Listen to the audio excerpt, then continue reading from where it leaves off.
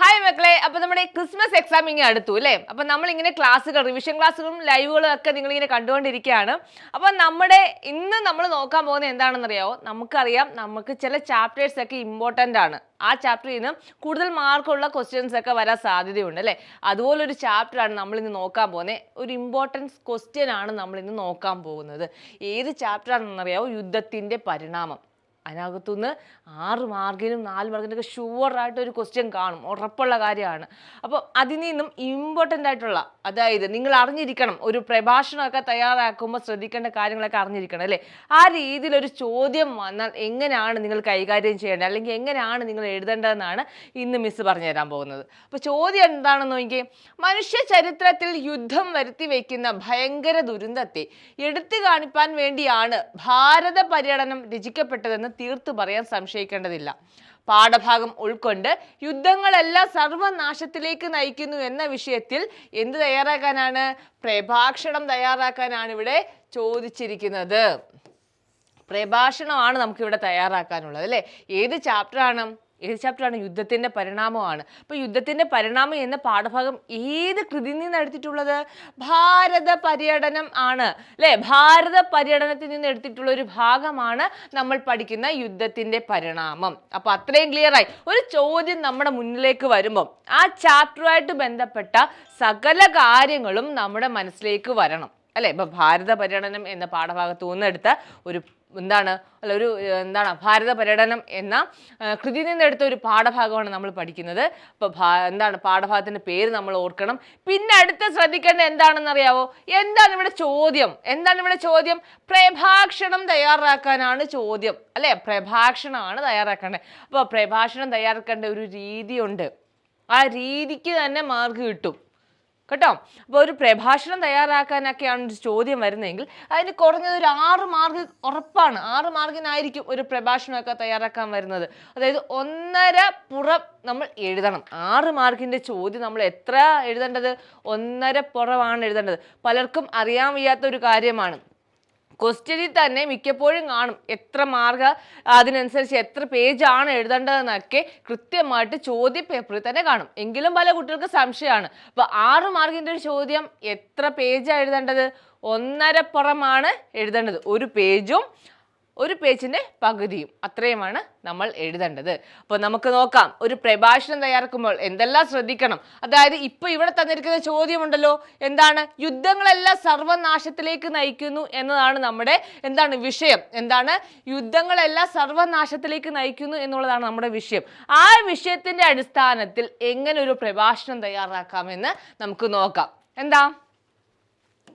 ആദ്യം തന്നെ എന്താണ് മക്കളെ ശ്രദ്ധിക്കേണ്ടത്? ആദ്യം തന്നെ നമ്മൾ സംബോധനയാണ്.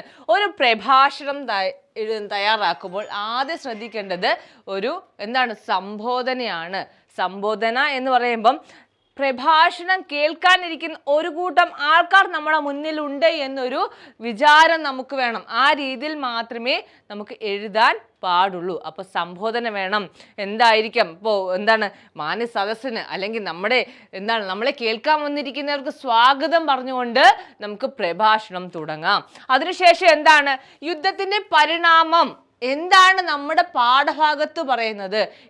യുദ്ധത്തിൻ്റെ പരിണാമം എന്താണ്? ആ കാര്യമാണ് നമ്മൾ അടുത്തതായിട്ട് അവതരിപ്പിക്കുന്നത്. അത് നമ്മുടെ ചാപ്റ്ററുമായിട്ട് ബന്ധപ്പെടുത്തി വേണം പറയാൻ.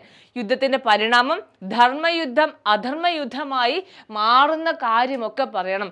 കൗരവ പാണ്ഡവ യുദ്ധത്തിൽ നടന്ന സംഭവ വികാസങ്ങളെല്ലാം അതിനകത്ത് ഒരു ഷോർട്ടായിട്ട് നമ്മളതിനകത്ത് അവതരിപ്പിക്കണം അല്ലേ? ധർമ്മയുദ്ധം നടത്താൻ വേണ്ടി ഇരുന്നിട്ട് അത് അധർമ്മയുദ്ധമായി മാറാനുണ്ടായ സാഹചര്യം എന്താണെന്ന് നമ്മൾ ക്ലിയർ ആയിട്ട് അതിനകത്ത് പറയണം.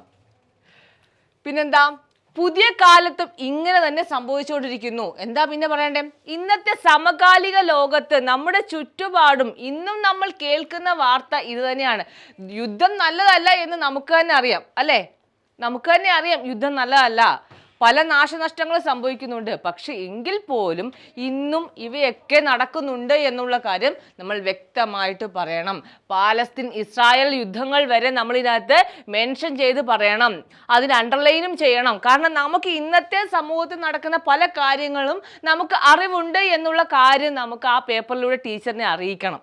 ഓക്കെ, നമുക്ക് സമകാലിക ലോകത്ത് പല പ്രശ്നങ്ങൾ നടക്കുന്നുണ്ട്, പല സംഭവ വികാസങ്ങൾ നടക്കുന്നുണ്ട്. അതൊക്കെ നമുക്കും അറിയാമെന്നുള്ള ഒരു തോന്നൽ നമ്മുടെ ടീച്ചറിന് ഉണ്ടാക്കാൻ വേണ്ടി അങ്ങനെ എഴുതുമ്പോൾ, ഉദാഹരണ സഹിതം എഴുതുമ്പോൾ അതിനൊക്കെ ഒരു അണ്ടർലൈൻ ഒക്കെ കൊടുത്ത് ടീച്ചറിനെ ഫോക്കസ് ചെയ്യിപ്പിക്കണം അങ്ങോട്ട് കേട്ടോ. പിന്നെന്താണ് യുദ്ധത്തിന്റെ അനന്തര ഫലങ്ങൾ? എന്തൊക്കെയാണ് യുദ്ധത്തിന്റെ അനന്തര ഫലങ്ങൾ?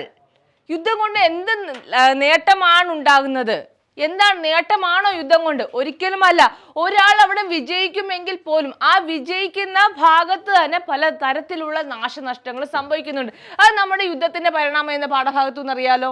തെറ്റായ രീതിയിൽ അധർമ്മത്തിൽ പാണ്ഡവർ വർഷം ജയിച്ചപ്പോൾ അവിടെ നടന്നത് എന്താണ്? ഒരു കൂട്ടക്കൊലയായിരുന്നു നടന്നത്. അശ്വത്ഥമാവ് അങ്ങോട്ട് കയറി ചെന്ന് എല്ലാവരും വെട്ടി വീഴ്ത്തുകയായിരുന്നു. അവിടെ പിന്നെയും നാശനഷ്ടങ്ങൾ സംഭവിച്ചുകൊണ്ടേയിരിക്കുകയാണ് അല്ലേ. പിന്നീട് എന്താ ചെയ്തത്? ഈ ദ്രൗണി ബ്രഹ്മശിരാസ്ത്രം അല്ലെ, ബ്രഹ്മശിരോസ്ത്രം എങ്ങോട്ട് വിട്ടു? ഉത്തരയുടെ ഗർഭത്തിലേക്ക് വിട്ടു അല്ലെ. അത്ര ക്രൂരമായ പ്രവൃത്തി വരെ ആ ഒരു മഹാഭാരത യുദ്ധം നടക്കുന്ന സമയത്ത് നടന്നിരുന്നു. അതുകൊണ്ട് തന്നെ നമുക്ക് തീർച്ചയായിട്ടും പറയാം, വിജയി ഒരാളാണെങ്കിൽ പോലും, ഒരു പക്ഷം വിജയിച്ചെങ്കിൽ പോലും ആ വിജയത്തിന് പിന്നിലും ആ ഒരു ഭാഗത്തിൽ ഒരുപാട് നാശനഷ്ടങ്ങൾ സംഭവിച്ചുകൊണ്ടേയിരിക്കുന്നുണ്ട് അല്ലെ. എന്തൊക്കെയാണ്? വൈധവ്യം, ഭാര്യമാർക്ക് ഭർത്താക്കന്മാരെ നഷ്ടപ്പെടുന്നുണ്ട് അല്ലെ, വിധവകളാകുന്നുണ്ട്. അതുപോലെ പലതരത്തിലുള്ള വൈകല്യങ്ങൾ. മരിച്ചില്ല എങ്കിൽ പോലും പലർക്കും കൈയും കാലും പല നമ്മുടെ ശരീരത്തിലുള്ള പല അവയവങ്ങളും നഷ്ടപ്പെടുന്ന ഒരു അവസ്ഥ ഉണ്ടാകുന്നുണ്ട് അല്ലെ. പിന്നെന്താണ്? അനാഥത്വം. പലർക്കും അവരുടെ വീടിന്റെ അല്ലെങ്കിൽ അവരുടെ കുടുംബത്തിൽ അവരെ നയിച്ചുകൊണ്ടിരുന്ന പലരും ആയിരിക്കാം ആ യുദ്ധത്തിൽ ഇല്ലാതായത്. അപ്പൊ നമുക്കറിയാം അല്ലെ. അപ്പം നമുക്ക് ഇതുകൊണ്ട് തന്നെയൊക്കെ മനസ്സിലാക്കാൻ പറ്റും യുദ്ധം കൊണ്ട് ലാഭമൊന്നുമില്ല, ഗുണമൊന്നുമില്ല, നഷ്ടങ്ങൾ മാത്രമേ ഉള്ളൂ എന്ന് നമുക്ക് മനസ്സിലാക്കാൻ പറ്റും. പിന്നെന്താ? പലായനങ്ങൾ. നമ്മൾ ഒരിടത്തു നിന്ന് മറ്റൊരിടത്തിലേക്ക് ഇങ്ങനെ ചേക്കേറേണ്ടി വരും. അവിടെ തന്നെ നമുക്ക് ജീവിക്കാൻ പറ്റാത്ത ഒരു അവസ്ഥ ഉണ്ടാകുമ്പോൾ പിന്നെ നമ്മൾ അവിടെ നിന്ന് മറ്റൊരു സ്ഥലങ്ങളിലേക്ക് പലായനം ചെയ്യേണ്ടി വരുന്നുണ്ട് അല്ലേ. അങ്ങനെയൊക്കെയുള്ള നഷ്ടങ്ങൾ മാത്രമേ യുദ്ധം കൊണ്ട് ഉണ്ടാകൂ എന്ന് നമ്മൾ തീർത്തും പറയണം. ആ സമയങ്ങളിലെല്ലാം നമ്മൾ എന്ത് ചെയ്യണം? എക്സാമ്പിൾ അതിനകത്ത് ഉൾപ്പെടുത്തണം. ഒന്നുകിൽ നമ്മുടെ പാഠഭാഗവുമായി ഉൾപ്പെടുത്തി, അല്ലെങ്കിൽ നമ്മുടെ പാഠഭാഗത്തുള്ള ഏതെങ്കിലും ഒരു കാര്യം നിങ്ങൾ അതിനകത്ത് മെൻഷൻ ചെയ്തെഴുതുക, അല്ലെങ്കിൽ ഇന്നത്തെ സമൂഹത്തിൽ നടക്കുന്ന ഏതെങ്കിലും ഒരു യുദ്ധത്തെ ബേസ് ചെയ്ത് നിങ്ങൾ അവിടെ എഴുതുക കേട്ടോ. പിന്നെന്താ ലോകത്തിൽ ഇന്നേ വരെ നടന്ന ഒരു യുദ്ധവും വിജയം വരുന്നില്ല. ഒരു പക്ഷം, രണ്ട് പക്ഷങ്ങൾ ചേർന്നാണല്ലോ യുദ്ധം നടത്തുന്നത് അല്ലെ. അത് നമുക്കറിയാം. ഒരാൾക്ക് ഒറ്റയ്ക്ക് യുദ്ധം നടത്താൻ പറ്റുമോ? ഒരിക്കലും ഇല്ല. അപ്പൊ രണ്ട് പക്ഷങ്ങൾ ചേർന്ന് യുദ്ധം നടത്തിയാലും അതിൽ ഒരു പക്ഷം വിജയിക്കും, ഒരു പക്ഷം പരാജയപ്പെടും. എങ്കിൽ പോലും വിജയിക്കുന്ന പക്ഷത്തിന് ലാഭം മാത്രമേ ഉള്ളൂ? ഒരിക്കലുമല്ല. എത്ര വിജയിച്ചു എന്ന് പറഞ്ഞാലും അവർക്ക് ഒരുപാട് നാശനഷ്ടങ്ങൾ സംഭവിക്കുന്നുണ്ട്. അത് പലരുടെ ജീവനായിട്ടാകാം, പിന്നെ പല മൃഗങ്ങളാകാം, അവരുടെ പല വസ്തുക്കളാകാം, സ്ഥലങ്ങളാകാം, പല രീതിയിലുള്ള നാശനഷ്ടങ്ങളും നമുക്കവിടെ സംഭവിക്കുന്നുണ്ട്. സമകാലിക ലോക സാഹചര്യങ്ങളായി ബന്ധിപ്പിച്ചിട്ടുണ്ട്. പിന്നെ പ്രധാനമായും നിങ്ങളുടെ ആ പേപ്പർ നോക്കുന്ന ടീച്ചർ ശ്രദ്ധിക്കുന്നതാണ്, നിങ്ങൾ ഈ പറഞ്ഞിരിക്കുന്നതെല്ലാം നിങ്ങളുടെ ഇന്നത്തെ സമകാലിക പ്രസക്തിയുമായി കൂട്ടി യോജിപ്പിച്ചിട്ടുണ്ടോ എന്ന് നോക്കും കേട്ടോ. അതായത് നിങ്ങൾ പഠിച്ച ചാപ്റ്ററിനെ ബേസ് ചെയ്ത് മാത്രമാണോ നിങ്ങൾ ഈ പ്രഭാഷണം തയ്യാറാക്കിയിരിക്കുന്നത്? അതോ നിങ്ങൾക്ക് ഇന്ന് നമ്മുടെ ചുറ്റും സമൂഹത്തിൽ നടക്കുന്ന പല പ്രശ്നങ്ങളും നിങ്ങൾക്ക് അറിയാമോ? അതുമായിട്ട് കൂട്ടി ചേർത്തിട്ടുണ്ടോ എന്നൊക്കെ നിങ്ങളുടെ പേപ്പർ നോക്കുന്ന ടീച്ചർ ശ്രദ്ധിക്കും. അതാ പറഞ്ഞേ, ഒരു പ്രഭാഷണം തയ്യാറാക്കുമ്പോൾ നമ്മൾ പഠിച്ച ചാപ്റ്ററിനെ ബേസ് ചെയ്ത് മാത്രമല്ല, നമ്മൾ പുറത്ത് നടക്കുന്ന, നമ്മുടെ ചുറ്റുപാട് നടക്കുന്ന പല കാര്യങ്ങളും അതിനകത്ത് ഉൾപ്പെടുത്തുക തന്നെ വേണം. അതാണ് പറയുന്നത് സമകാലിക ലോക സാഹചര്യങ്ങളുമായിട്ട് ബന്ധിപ്പിച്ചിട്ടുണ്ട് എന്ന് പറയുന്നത്. അത് ഇമ്പോർട്ടൻ്റ് ആണ്. അതിന് എന്ത് ചെയ്യണം? അണ്ടർലൈൻ ചെയ്ത് തന്നെ നിങ്ങൾ പഠിക്കണം. അടുത്ത കാര്യം പ്രഭാഷണ ശൈലി സ്വീകരിച്ചിട്ടുണ്ട്. നമ്മുടെ ഈ ക്ലാസ് തുടങ്ങുന്നതിന് മുൻപ് തന്നെ പറഞ്ഞായിരുന്നു, ഒരു പ്രഭാഷണം തയ്യാറാക്കുമ്പോൾ അതിൻ്റെതായിട്ടുള്ള അടുക്കും ചിട്ടിയോടും കൂടി വേണം പ്രഭാഷണം തയ്യാറാക്കേണ്ടത്. നമ്മൾ ഒരു ഉപന്യാസം എഴുതുന്ന പോലോ അല്ലെങ്കിൽ മറ്റ് ആൻസറുകൾ എഴുതുന്ന പോലെയോ ഒന്നുമല്ല. ഒരു പ്രഭാഷണമാണ്. ഒരാൾ മറ്റുള്ളവർ കേൾക്കാൻ വേണ്ടി പറയുന്നതാണ് അല്ലെ.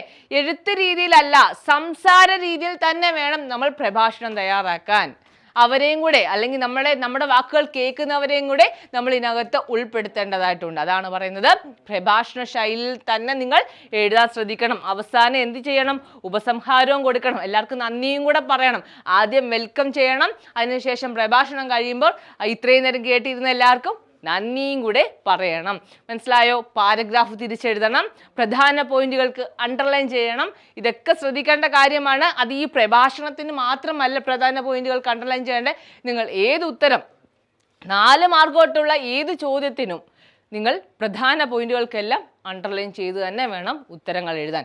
എങ്കിൽ മാത്രമേ കൂടുതൽ മാർക്ക് നിങ്ങൾക്ക് സ്കോർ ചെയ്യാൻ പറ്റുകയുള്ളൂ. അപ്പം നിങ്ങൾക്ക് ഇത് ക്ലിയർ ആയി എന്ന് വിചാരിക്കുകയാണ്. ഒരു പ്രഭാഷണം എഴുതേണ്ട രീതി നമുക്ക് ഈ ഒരു ക്വസ്റ്റ്യനകത്തു നിന്ന് മനസ്സിലാക്കാൻ പറ്റും. പിന്നെ ഈ ഒരു ചോദ്യം ഒരു ഇമ്പോർട്ടൻറ്റ് ചോദ്യമാണ് അല്ലേ, വരാൻ സാധ്യതയുള്ള ഒരു ചോദ്യമാണ്. അപ്പോൾ അതും നിങ്ങൾക്ക് എങ്ങനെയാണ് എഴുതേണ്ടതെന്ന് മനസ്സിലായി കഴിഞ്ഞു. ഇപ്പം ഇത്രയല്ലേ ഉള്ളൂ. എളുപ്പമല്ലേ ഒരു പ്രഭാഷണം തയ്യാറാക്കാനും. അതുപോലെ നമ്മുടെ യുദ്ധത്തിൻ്റെ പരിണാമം എന്ന ഇമ്പോർട്ടൻറ്റ് ചാപ്റ്റർ ചെയ്യുന്ന ഒരു ചോദ്യം നമ്മൾ മനസ്സിലാക്കി കഴിഞ്ഞു അല്ലേ. അപ്പോൾ ഇത്രയേ ഉള്ളൂ കാര്യം. നന്നായിട്ട് പഠിക്കുക, നന്നായിട്ട് ടെക്സ്റ്റ് വായിക്കുക.